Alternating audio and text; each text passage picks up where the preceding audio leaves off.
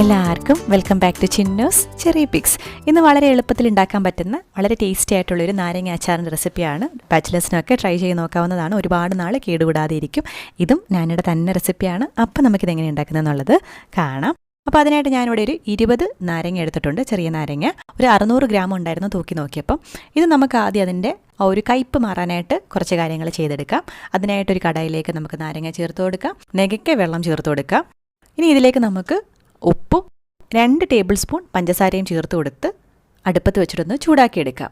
നമ്മളിതങ്ങ് തിളയ്ക്കുന്നത് വരെ ചൂടാക്കരുത്. ജസ്റ്റ് ഒന്ന് ചൂടായി വരുമ്പോഴത്തേക്ക് ഫ്ലെയിം ഓഫ് ചെയ്ത് വെക്കുക. അല്ലാന്നുണ്ടെങ്കിൽ നമ്മുടെ നാരങ്ങ പൊട്ടിപ്പോകും. അതുകൊണ്ടാണ് തിളയ്ക്കാനായിട്ട് വെയിറ്റ് ചെയ്യേണ്ടതെന്ന് പറയുന്നത്. ജസ്റ്റ് ഒന്ന് തിളച്ച് തുടങ്ങുമ്പോഴത്തേക്ക് നമുക്ക് ഫ്ലെയിം ഓഫ് ചെയ്ത് വെച്ചിട്ട് ഒരു അരമണിക്കൂറിൽ ഈ വെള്ളത്തിൽ ഇതിങ്ങനെ ഇട്ടേക്കണം.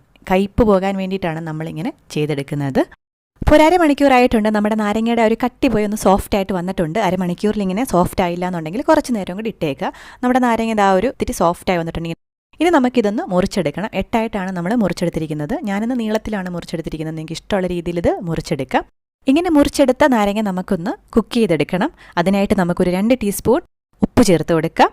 നെകയ്ക്ക് വെള്ളം ചേർത്ത് കൊടുക്കാം നേരത്തെ പോലെ തന്നെ. ഇനി ഇത് നമുക്ക് മീഡിയം ഫ്ലെയിമിൽ വെച്ചിട്ട് തിളയ്ക്കുന്നത് വരെ വെയിറ്റ് ചെയ്യാം. ഇതുപോലെ തിള തുടങ്ങി കഴിയുമ്പോൾ നമുക്ക് ഫ്ലെയിം ഏറ്റവും കുറച്ച് വെച്ചിട്ട് ഇതൊന്ന് കുറുകി വരുന്നവരെ വെയിറ്റ് ചെയ്യുക. ആ സമയം കൊണ്ട് നമുക്ക് വേറെ കുറച്ച് കാര്യങ്ങൾ ചെയ്തെടുക്കാം. അപ്പോൾ ഇത് ഇവിടെ ഇരുന്ന് കുക്കായി ഒന്ന് കുറുകി വരട്ടെ. അപ്പോൾ ആദ്യം നമുക്ക് പൊടികളൊക്കെ ഒന്ന് നേരത്തെ തന്നെ എടുത്ത് വെക്കണം. അതിനായിട്ട് നമുക്ക് 5 table spoon 20 നാരങ്ങയ്ക്കായിട്ട് 5 table spoon table spoon Kashmiri chilli powder ചേർത്ത് കൊടുക്കുക.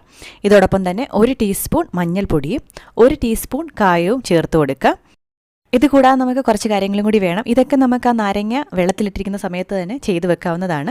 അപ്പോൾ നമുക്കിതിലേക്ക് ഒരു പിടി വെളുത്തുള്ളി വേണം. 4-5 പച്ചമുളക് വേണം. വലുതായതുകൊണ്ട് ഞാൻ 3 എണ്ണമാണ് എടുത്തിരിക്കുന്നത്. ഇത് കൂടാതെ ഒരു പിടി കറിവേപ്പിലയും കൂടി വേണം. ഇനി നമുക്ക് ചെറിയൊരു പാൻ അടുപ്പത്തോട്ട് വെക്കാം. ഇതിലേക്ക് നല്ലെണ്ണ ചേർത്ത് കൊടുക്കാം. നമ്മൾ അച്ചാറൊക്കെ ഉണ്ടാക്കുമ്പോൾ എപ്പോഴും ജിഞ്ചല്ലി ഓയിൽ അല്ലെങ്കിൽ നല്ലെണ്ണയാണ് ചേർത്ത് കൊടുക്കുന്നത്. പെട്ടെന്ന് കേടുകൂടാതിരിക്കും. എണ്ണ ചൂടാകുമ്പോൾ നമുക്കിതിലേക്ക് 1 ടീസ്പൂൺ കടുക് ചേർത്ത് കൊടുക്കാം. കടുക് പൊട്ടിക്കഴിയുമ്പോൾ നമ്മൾ നേരത്തെ എടുത്ത് വെച്ചിരിക്കുന്ന വെളുത്തുള്ളിയും പച്ചമുളകൊക്കെ ചേർത്ത് കൊടുക്കുക. പച്ചമുളക് മാത്രം നമ്മളൊന്ന് സ്ലിറ്റ് ചെയ്തിട്ടാണ് ചേർത്ത് കൊടുക്കുന്നത്. വെളുത്തുള്ളിയൊന്നും അരിയേണ്ട ആവശ്യമില്ല.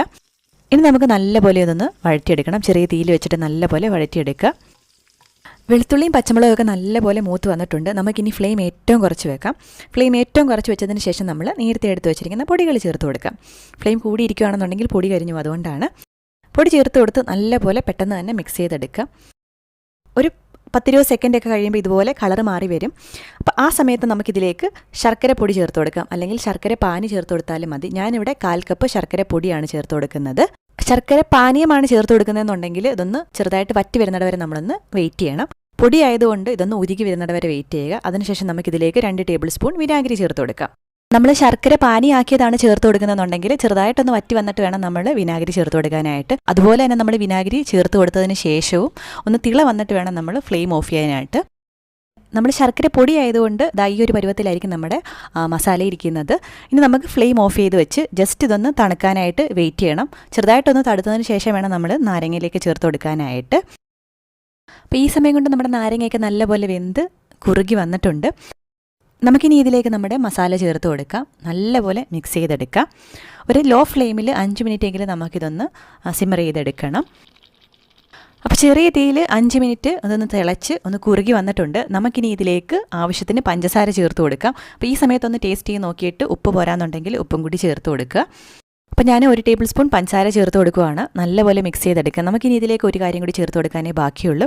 അതിന് മുന്നേ ആയിട്ട് നമ്മുടെ ചാനൽ ആദ്യമായിട്ടാണ് കാണുന്നുണ്ടെങ്കിൽ ഒന്ന് സബ്സ്ക്രൈബ് ചെയ്യുക. ആ സൈഡിൽ കാണുന്ന ബെല്ലൈക്കൺ കൂടി ക്ലിക്ക് ചെയ്യുകയാണെന്നുണ്ടെങ്കിൽ പുതിയ വീഡിയോസ് ഇടുമ്പോൾ നോട്ടിഫിക്കേഷൻസ് ആയിട്ട് കിട്ടിക്കോളും.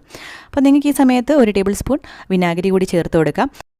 ഈ ഒരു പരുവത്തിനാണ് നമ്മൾ അച്ചാർ കുറുക്കി എടുത്തിരിക്കുന്നത്. അപ്പോൾ ഈ ഒരു അച്ചാർ നമ്മൾ ഉടനെ തന്നെ ഉപയോഗിക്കാൻ പാടില്ല. കുപ്പിയിലാക്കിയതിന് ശേഷം 1-2 ദിവസമെങ്കിലും മിനിമം അത് പുറത്തുനിന്നിരിക്കണം. അതിനുശേഷം മാത്രം ഉപയോഗിച്ച് തുടങ്ങുക. എന്നാലേ ഒരു കറക്റ്റ് ടേസ്റ്റൊക്കെ വരത്തുള്ളൂ. ഒരാഴ്ചയൊക്കെ കഴിയുമ്പോഴത്തേക്ക് നല്ല അടിപൊളിയാവും. ഇനി വിനാഗിരി ഒഴിച്ച് ചുറ്റിച്ച് കളഞ്ഞ കുപ്പിയിലേക്ക് നമ്മളിത് പകർത്തിയതിന് ശേഷം മുകളിൽ ഒരു 1/2 ടേബിൾ സ്പൂൺ വിനാഗിരി കൂടി ഒഴിച്ച് കൊടുക്കുകയെന്നുണ്ടെങ്കിൽ കുറച്ചും കൂടി ഇത് സേഫായിട്ടിരുന്നുള്ളൂ. ഇതൊന്നും ചേർത്തില്ലെങ്കിലും കുഴപ്പമൊന്നുമില്ല. അപ്പോൾ നമ്മുടെ ചാനലിൽ നിങ്ങൾക്ക് കാണാൻ താല്പര്യമുള്ള റെസിപ്പീസ് എന്തെങ്കിലുമൊക്കെ ഉണ്ടെങ്കിൽ കമൻറ്റ് ചെയ്ത് അറിയിക്കാനായിട്ട് മറക്കരുത്. പുതിയ റെസിപ്പി വീഡിയോ അല്ലെങ്കിൽ വ്ലോഗുമായിട്ട് നമുക്ക് വീണ്ടും കാണാം. അതുവരേക്കും ബൈ.